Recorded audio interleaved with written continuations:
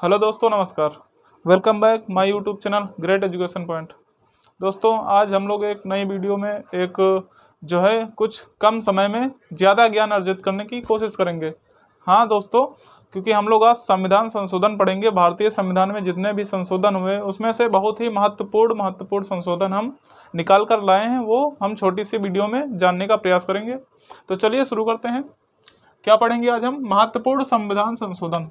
तो पहले दोस्तों जान लेते हैं कि संविधान संशोधन के बारे में कुछ जान लेते हैं।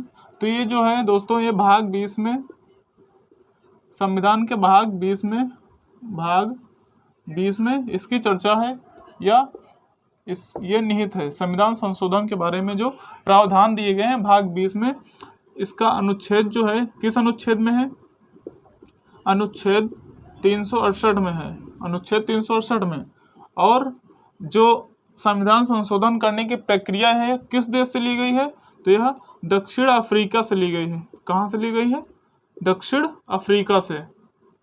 तो ये सारे पॉइंट्स याद रखने हैं संविधान संशोधन के बारे में। तो चलिए शुरू करते हैं। पहला संविधान संशोधन पढ़ते हैं, क्या है? First constitution amendment. कॉन्स्टिट्यूशन संविधान अमेंडमेंट संशोधन कब हुआ था? 1951 में हुआ था दोस्तों। फर्स्ट संविधान संशोधन 1951 में हुआ था। तो हम लोग को पता होनी चाहिए बेसिक सी नॉलेज, जैसे संविधान, जब हमारा संविधान बना तब हमारे संविधान में, मूल संविधान में कितनी अनुसूचियां थी? तो हम क्या बोलेंगे? 8 अनुसूचियां थी। और वहीं हमसे पूछा जाएगा कि मूल संविधान में हमारी कितनी भाषाएं थी? तो आप बोलेंगे 14 भाषाएं थी। ठीक है। तो उसके के आगे जो अभी वर्तमान में आप जानते हैं कि हाल ही के 22 भाषाएं हैं, तो वो 8 कैसे आई? वो संविधान संशोधन से ही आई हैं। हम लोग एक एक करके जानेंगे कहाँ से कौन सी भाषा जुड़ी है। और अनुसूचियाँ कितनी है? वो मूल संविधान में 8 थी, प्रेजेंट टाइम में यानी वर्तमान समय में 12 हैं। तो 4 अनुसूचियाँ भी कैसे जुड़ी, वो भी एक एक करके जानने का प्रयास करेंगे। तो चलिए शुरू करते हैं। पहले संविधान संशोधन में क्या हुआ? 1951 में इसमें नवी अनुसूची जोड़ी गई। नवी अनुसूची जोड़ी गई। और इस नवी अनुसूची में क्या है? इसमें जो है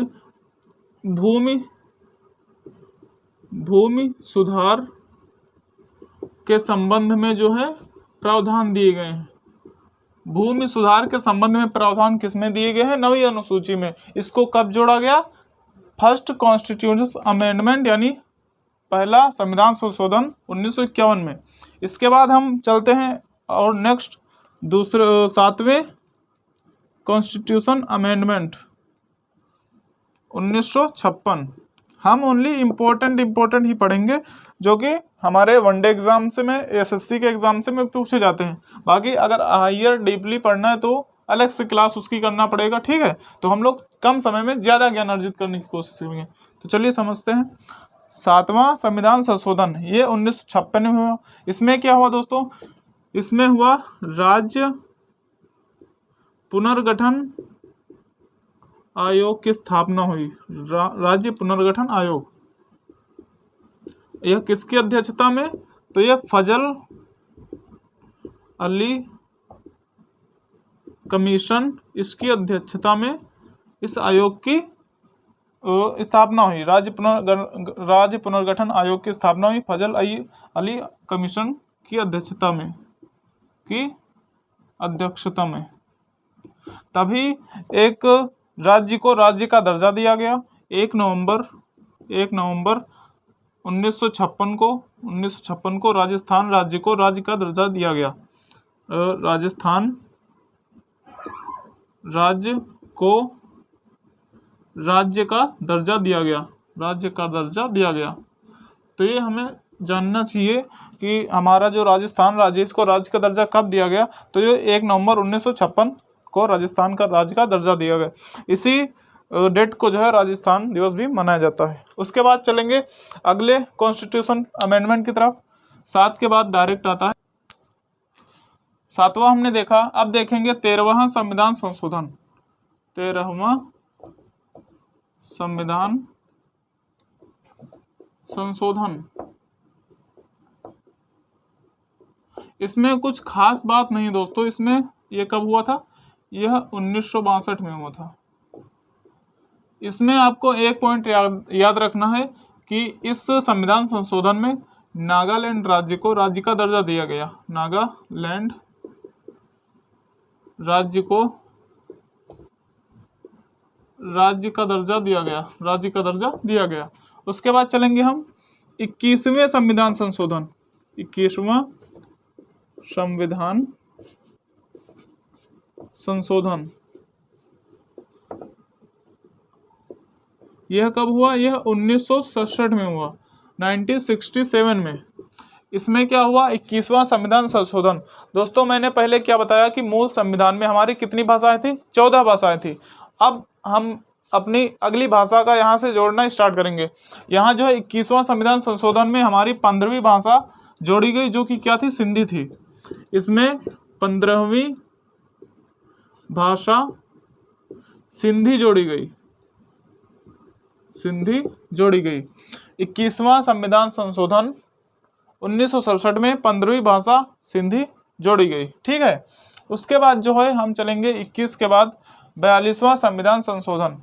लेकिन 42वां संविधान संशोधन पढ़ने से पहले हमें एक केस पढ़ना पड़ेगा, जो है केशवानंद भारती का केस। उसी के बेस पर जो है हमारा 42वां संविधान संशोधन भी हुआ था, और वो अति महत्वपूर्ण भी है। उसके बारे में थोड़ा विस्तार से चर्चा करेंगे। चलिए चलते हैं। नोट बना करके लिखिएगा आप लोग। केशवानंद भारती, केशवानंद भारती का केस।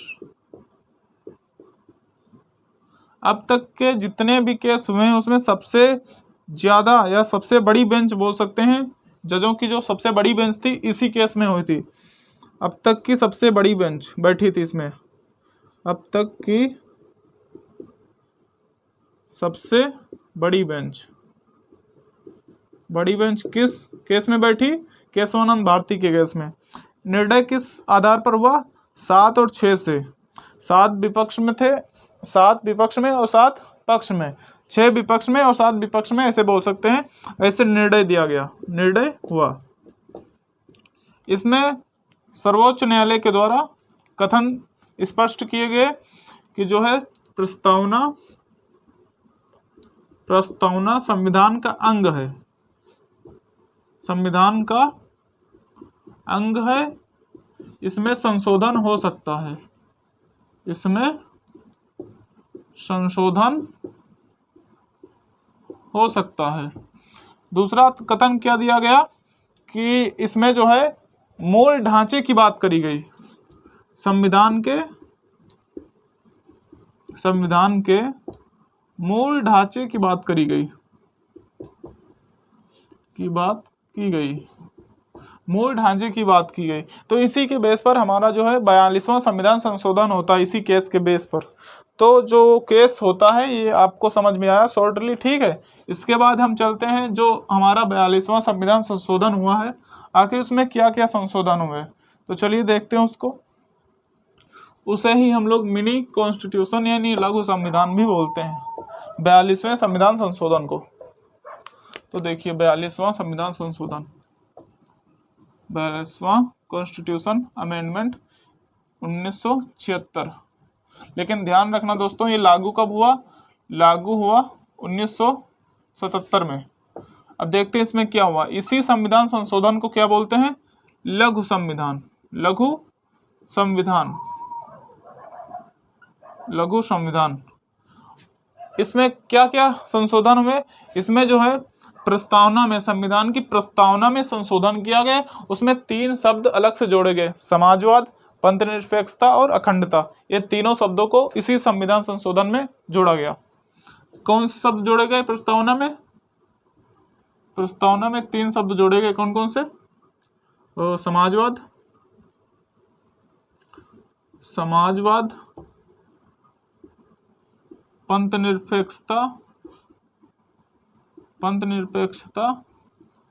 तीसरा कौन था? अखंडता। ये तीनों शब्द इसी संविधान संशोधन में जोड़े गए। और इस संविधान संशोधन में एक नया आर्टिकल बनाया गया, एक नया भाग बनाया गया। कौन सा बनाया गया? भाग 4A जोड़ा गया। भाग 4A जोड़ा गया। कौन सा आर्टिकल?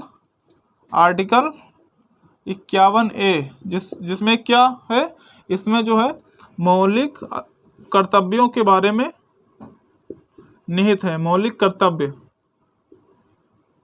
और जब ये मौलिक कर्तव्य जुड़े तब कितने मौलिक कर्तव्य थे? 10 थे। कितने थे? 10।